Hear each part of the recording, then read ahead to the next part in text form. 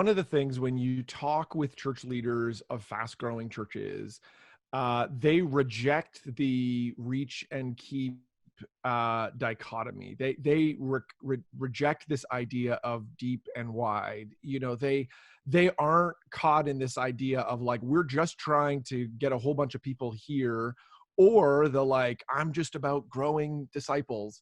They actually reject that dichotomy. It's like a false dichotomy. You can't be about just going out and doing all this kind of external stuff without also being concerned about internal. What are we doing when all these guests arrive? And so that's really struck me over the years, that those two are not seen in fast-growing churches, are not seen as separate. Now, ironically, actually in churches that aren't growing, I think they are seen as separate. A lot of times their churches are struggle. They're like, well, we're going to really close that back door. We're really kind of a close the back door kind of church. We're not so concerned about the front door. And that sort of language is actually, we don't see it evident in as much in fast-growing churches. What they're saying is like, hey, we see a lot of guests coming. We want to do what we can to get those guests connected. We're trying to do both of those things at the same time. And so internal communication really is all about that. Primarily in the book and in the masterclass, we really talk about, okay, what do you do? What is the initial response when guests come to your church? Because it would be like a real shame to get a bunch of new guests to come to your church and then to fumble at that point, to say like, oh, like we didn't actually do anything with them. And so there are some common trends that we see on the communication front with fast-growing churches on the internal side. And particularly it's around kind of the new guest experience. So this idea of like, okay, when people arrive, are we offering them a gift in exchange for their contact information? What are we doing when we get their contact information? We're typically offering them to come to one connection sort of thing. It's some version. What we're seeing consistently is some version of Church of the Highlands growth track, where it's a consistent, once it's, it's Growth of the Highlands does it every week. So they have a 4-part thing they do every week of the month that rotates through, that although there are some churches doing that, a lot of churches are seeing at least doing something monthly or every other week, that sort of thing. So we're consistently, the idea is a guest comes and we're not saying, come back to our new members class, which launches next fall.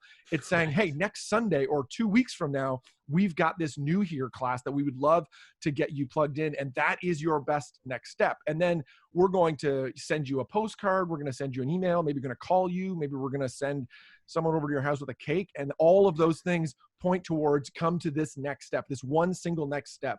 And really, if most churches could fix that piece, you would see growth. Like that it's not rocket science. It's like, you've got guests coming to your church today. How are you getting them to stick and stay? What are you, and typically it's because we're confusing them. We're saying, here are 8 different things you could do. Like, take this like Enneagram class, or maybe you want to take this Myers-Briggs thing, or get into a group, or join a team, or what we're doing mission trips next summer, or maybe you could like this other thing. And it's just too much. Like, you've got to actually reduce it down, simplify it, streamline it to this kind of one thing. And so we wrote about that in the book and talked about it in the masterclass, because that area is, I find, the highest leverage point. And I can tell you, again, for leaders that have listened this far in, they're about to get a nugget. So when churches call me and say, hey, we're looking for some help in the church growth area, I ask so we're nice and all that. Tell me about your history and all that. But then really what we get to is that there's one number I want to know. And this is the number I say, okay, actually 2 numbers because they relate to each other. Tell me about what your average church attendance is, and tell me about how many first-time guests you had in this last year. So if a church says, oh, we're averaging 200 people, and they say, oh, and we've had, and they usually don't know it, first of all, most church leaders, and this is across the spectrum. This is church of 200. This is multiple thousand per person churches. Most people don't know these 2 numbers. They know the average attendance number. They don't know the first-time guest number, which is a bit ironic. I'm like, this whole thing, you're trying to grow and you don't know how many first-time guests you have. Obviously, I don't say that. I'm kind. And I'm like, well, why don't we try to look that number up? But let's say it's 200 and 200. So their churches average 200 a week, and they've seen 200 guests in the last year. We would see that as an average benchmark. If you can attain the total number of first-time guests over an entire year is the same as an average attendance on any given Sunday, then that you have enough first-time guests to grow your church.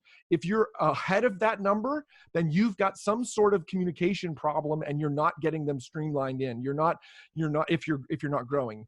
If you have more than that number and you're not seeing growth, then there's a problem. We've got to work on this communication piece. If it's lower than that, let's say your church is 200 and you had 100 guests in the last year, then there's couple things. One, you could be doing a really bad job on the new here guest process. Like you're actually not collecting the data well.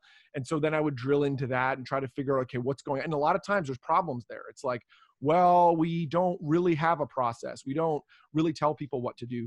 Or if they're doing that well and they're kind of following, some industry standards on that stuff, then I would say, oh, you've got a front door problem. Like you literally have to work on all of this invite stuff.